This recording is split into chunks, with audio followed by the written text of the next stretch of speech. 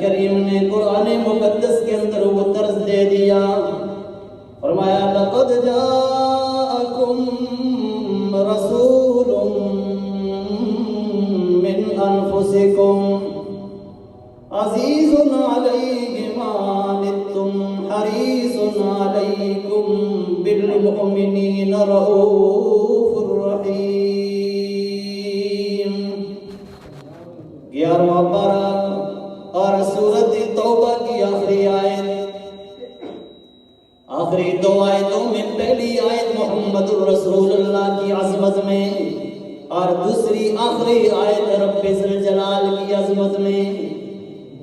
پہلی آیت میں رب ذوالجلال نے سب کچھ میرے نبی کی صفتوں میں بند کر دیا، اور دوسری آیت میں میرے رب نے اپنی صفت کو پوری آیت میں بند کر دیا۔ علماء لکھتے ہیں سورۃ توبہ کی آخری آیت کو فجر کے بعد 6 بار پڑھنے پر، مغرب کے بعد 6 بار پڑھنے پر یہ بندہ اللہ کو اتنا محبوب بن جاتا ہے کہ اللہ فرماتے ہیں اب میں تجھے کافی ہو گیا۔ کون سی آیت؟ حسبی اللہ لا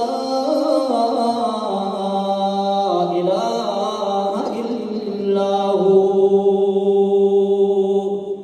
مجھے وہ اللہ کافی ہے جس کے علاوہ کوئی معبود مسجود مشکل کشا حاجت روا نہیں۔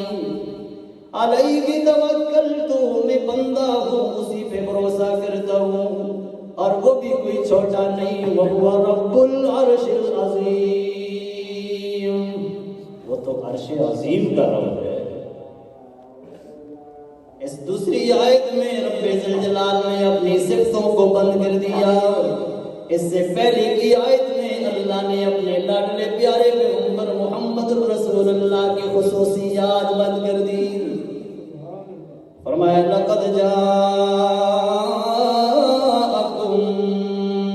رسول، اور دنیا والوں قرآن پڑھا کرو، قرآن دیکھا کرو، قرآن سنا کرو۔ میں رب ذوالجلال قسم اٹھا کے عرض کرتا ہوں لقد، پکی بات ہے، جاءکم، آ گئے تمہارے پاس رسول، اللہ کا پیغمبر۔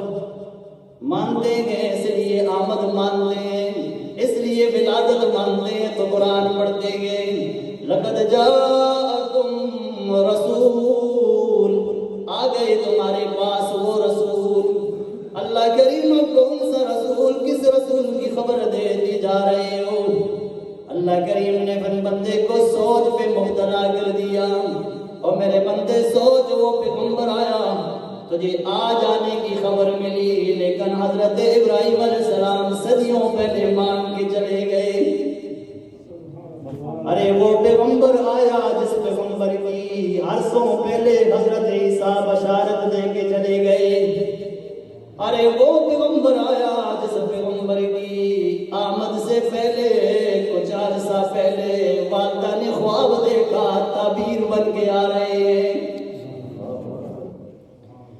اس لیے جاءکم رسول، آ گئے تمہارے پاس وہ پیغمبر۔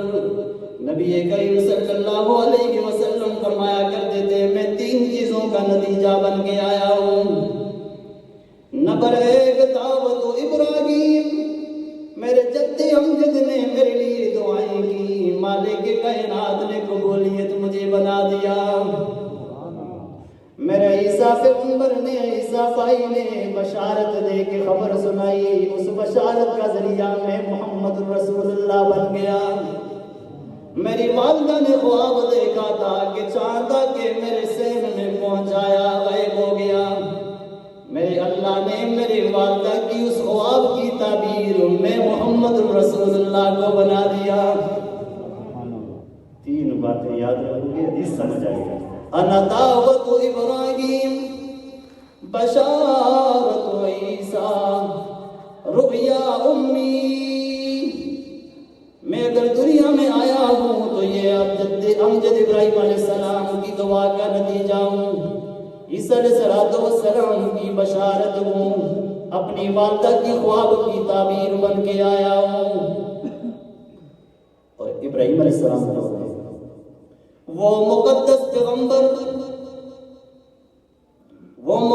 پیغمبر کا بیٹا مقدس اسماعیل مقدس مقام کی تعمیر کرتے ہوئے اللہ سے دعا کر رہے ہیں، قبول کرنے والا اللہ، قرآن کلام اللہ اس پہ گواہ، اور دعا جن سے مانگا جا رہا ہے، جو پیغمبر مانگتے ہیں خلیل اللہ ذبیح اللہ دونوں، جس سے مانگتے ہیں وہ خود اللہ ہے، اور جن کے لیے دعا کی جا رہی ہے وہی تو محمد رسول اللہ ہے۔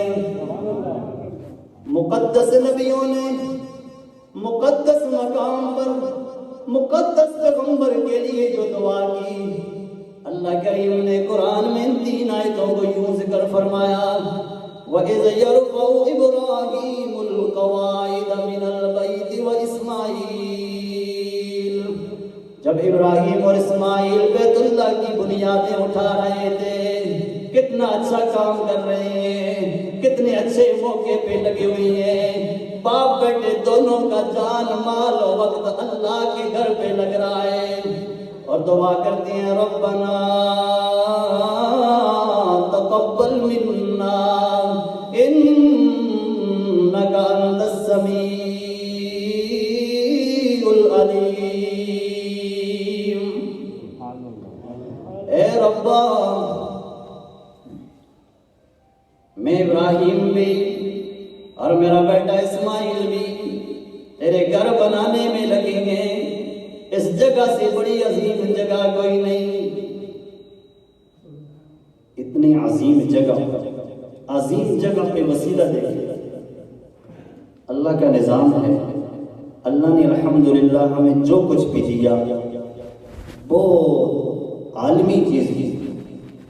کعبہ دیا نا تو یہ نہیں کہ عرب والوں کا ہے ہمارا نہیں ہے، یہ نہیں کہ 2 ملکوں کا ہے تیسروں کا نہیں ہے، نہیں، جہاں کہیں دنیا میں کوئی پیدا ہوگا، جب حج عمرے کی ضرورت پڑے گی وہ کعبہ میں عرب میں آئے گا۔